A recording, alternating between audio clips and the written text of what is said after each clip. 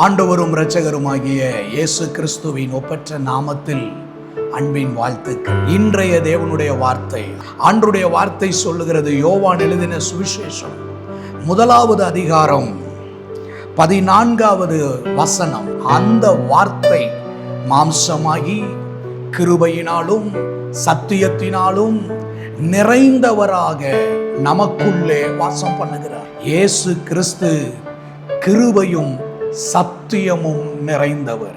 நமக்குள்ளே இருக்கிற இயேசு கிறிஸ்து, நம்மை நடத்துகிற இயேசு கிறிஸ்து, நம்மை போதிக்கிற இயேசு கிறிஸ்துவானவர் கிருபையும் சத்தியமும் நிறைந்தவராயிருக்கிறார். இன்றைக்கு கிருபையை குறித்து பலவிதமான போதனைகள், பலவிதமான பிரசங்கங்கள் கிறிஸ்தவ உலகத்திலே வெளிப்பட்டு கொண்டிருக்கிறது. கிருபையை குறித்து பலர் பலவிதமாக சொல்லிக் கொண்டிருக்கிறதை பார்க்கிறோம். ஆண்டவர் கிருபை உள்ளவர், அதுல சந்தேகமே இல்லை. கிருபை மாத்திரம் நிறைந்தவர் அல்ல, கிருபையினாலும் சத்தியத்தினாலும் நிறைந்தவராயிருக்கிறார். அவர் கிருபையை மட்டும் வெளிப்படுத்துகிறவர் அல்ல, கிருபையோடு கூட சத்தியத்தையும் வெளிப்படுத்துகிறார். யோவான் எழுதின சுவிசேஷம் 5வது அதிகாரத்திலே 38 வருடமாக ஒரு மனிதன் அந்த பெதஸ்தா குளத்தண்டையில காத்திருக்கிறான். வியாதியோடு காத்திருக்கிறான், ஒரு விடுதலைக்காக காத்திருக்கிறான், ஒரு அற்புதத்திற்காக காத்திருக்கிறான்.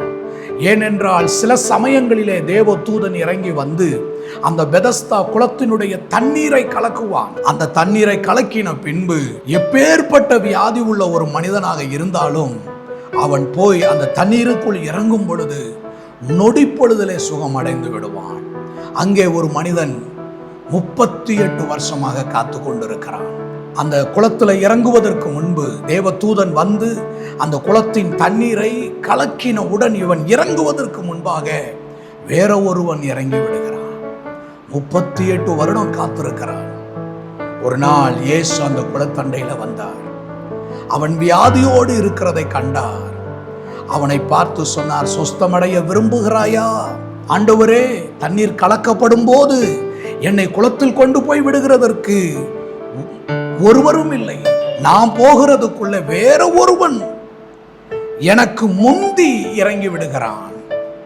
இயேசு அவனை பார்த்து சொன்ன வார்த்தை, எழுந்திரு, உன் படுக்கையை எடுத்துக்கொண்டு நட என்று சொன்னார். வேத வார்த்தை சொல்லுகிறது, உடனே அந்த மனுஷன் சுகமாயிட்டான். அதுதான் கிருபை.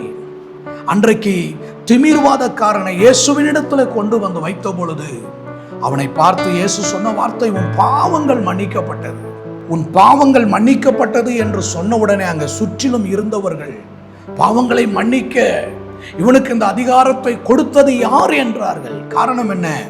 அன்றைக்கு பாவம் மன்னிக்கப்பட பலி செலுத்தப்பட வேண்டும், ஆடு அடிக்கப்பட வேண்டும், பாவம் மன்னிக்கப்பட இரத்தம் சிந்தப்பட வேண்டும். ஆடு அடிக்கப்படவில்லை, இரத்தம் சிந்தப்படவில்லை, ஆசாரியன் பலி செலுத்தவில்லை. எப்படி பாவம் மன்னிக்கப்பட முடியும்? ஆகவேதான் அங்கு இருந்த ஆசாரியர்கள், பரிசேயர்கள், சதுசேயர்கள் இயேசு கிறிஸ்துவுக்கு விரோதமாக எழும்பினார்கள்.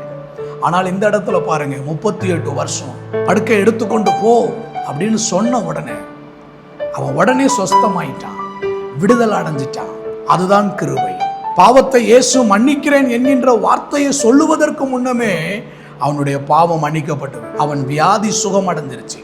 ஆனால் சில நாட்களுக்கு பின்பு அவனை இயேசு தேவ ஆலயத்திலே கண்டார்.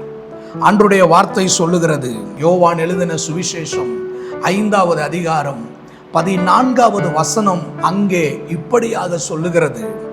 அதற்கு பின்பு இயேசு அவனை தேவ ஆலயத்திலே கண்டு, இதோ நீ சொஸ்தமானாய், அதிக கேடானதொன்றும் உனக்கு வராதபடி இனி பாவம் செய்யாதே என்றார்.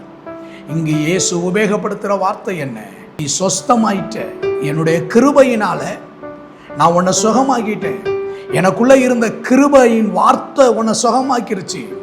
இனிமேல் கேடானத ஒன்றும் உனக்கு நேரிடாதபடி, அங்க சொல்லப்படுகிற வார்த்தையை பாருங்கள், இனி பாவம் செய்யாதே. கிருபை அவனை சுகப்படுத்தினது, சத்தியம் அவனை எச்சரிக்கிறது. இயேசு சொல்லுகிற வார்த்தை என்ன? இனி பாவம் செய்யாதே. இயேசுவுக்குள்ள பார்த்தீங்களா, கிருபை, சத்தியம், கிருபையை உபயோகப்படுத்தி, தனக்குள் இருந்த கிருபையை பயன்படுத்தி அவனை சுகமாக்குகிறார். அடுத்து அவருக்குள் இருக்கிற சத்திய வார்த்தையை சொல்லுகிறார். கேடான ஒன்றும் உனக்கு வராதபடி ஒரு எச்சரிக்கப்படுகிற வார்த்தையை இயேசு அங்கு உபயோகப்படுத்துகிறார். இனி அதிக கேடானது ஒன்றும் உனக்கு நேரிடாதபடி. அப்ப என்ன அர்த்தம்? பாவம் செஞ்சிட்டினா உனக்கு கேடு வந்துடும். பாவத்தின் சம்பளம் மரணம். பாவம் செஞ்சினா நீ வியாதிப்பட்டு விடுவ. பாவத்திற்கு உன்னை விட்டு கொடுத்தினா, பாவ வாழ்க்கையில நீ தொடர்ந்து இருப்பனா வியாதிப்படுவ.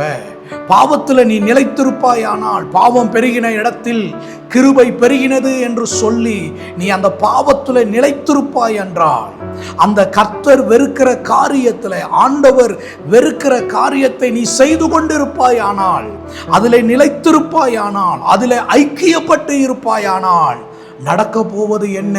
ஆண்டவருடைய வார்த்தை சொல்லுகிறது, உனக்கு கேடானது வந்துவிட வேணானா, கேடான ஒன்றும் உனக்கு நேரிடக்கூடாது என்றால் நீ பாவம் செய்யாதே.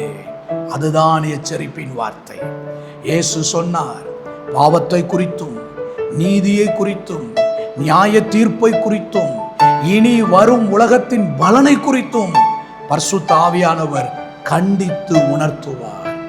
இங்கே கிருபை அவனை சுகமாக்கினது, சத்தியம் அவனை கண்டித்து உணர்த்துகிறது.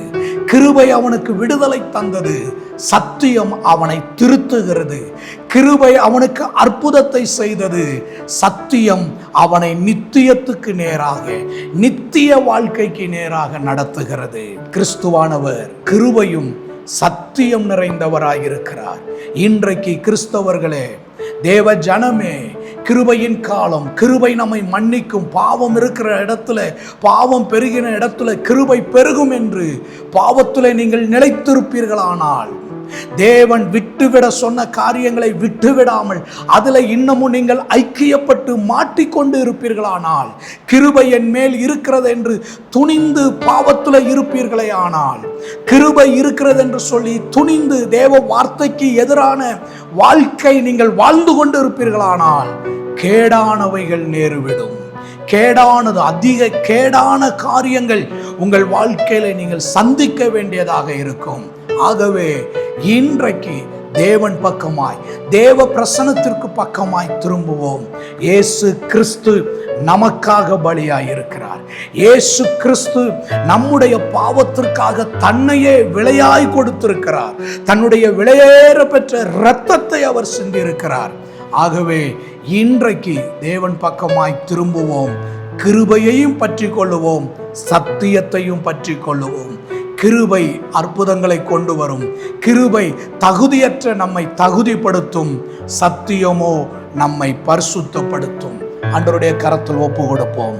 அன்பின் நல்ல ஆண்டவரே, இந்த நாளில் இருந்து எனக்குள்ளே கிருபையும் சத்தியமும் நிறைந்த தேவனாக நீர் வாசம் பண்ணுகிறதற்காய் ஸ்தோத்திரம். கிருபை என் வாழ்க்கையில் அற்புதங்களை தருகிறதற்காய் ஸ்தோத்திரம். கிருபை தகுதியற்ற என்னை தகுதிப்படுத்தி நிலைநிறுத்துகிறதற்காய் ஸ்தோத்திரம். அதே நேரத்தில் உம்முடைய சத்திய வார்த்தை என்னை உம்முடைய பரிசுத்த பாதையில் நடத்துவதற்காக நன்றி. இயேசுவின் நாமத்தில் பிதாவே, ஆமென், ஆமென். God bless you.